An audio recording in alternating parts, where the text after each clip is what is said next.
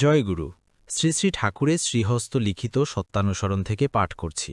আজকের বিষয় দুর্বলতা। সর্বপ্রথম আমাদের দুর্বলতার বিরুদ্ধে যুদ্ধ করতে হবে, সাহসী হতে হবে, বীর হতে হবে। পাতের জ্বলন্ত প্রতিমূর্তি ওই দুর্বলতা। তারাও যত শীঘ্র পারো ওই রক্তশোষণকারী অবসাদ উৎপাদক ভ্যাম্পায়ারকে।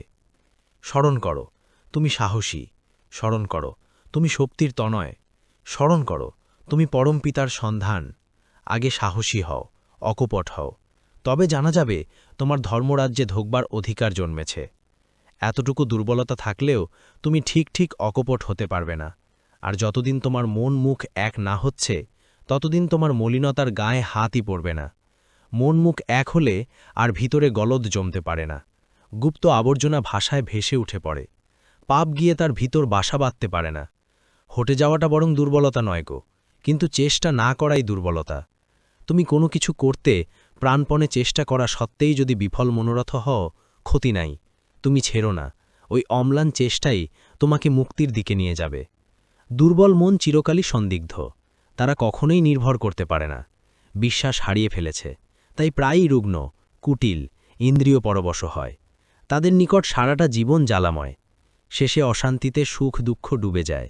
কি সুখ কি দুঃখ বলতে পারে না, বললে হয়তো বলে বেশ, তাও অশান্তি। অবসাদে জীবন ক্ষয় হয়ে যায়। দুর্বল হৃদয়ে প্রেম ভক্তির স্থান নেই। পরের দুর্দশা দেখে, পরের ব্যথা দেখে, পরের মৃত্যু দেখে নিজের দুর্দশা, ব্যথা বা মৃত্যুর আশঙ্কা করে ভেঙে পড়া, এলিয়ে পড়া বা কেঁদে আকুল হওয়া ওসব দুর্বলতা। যারা শক্তিমান তারা যাই করুক, তাদের নজর নিরাকরণের দিকে, যাতে ওসব অবস্থায় আর না কেউ বিধ্বস্ত হয়। প্রেমের সহিত তারই উপায় চিন্তা করা।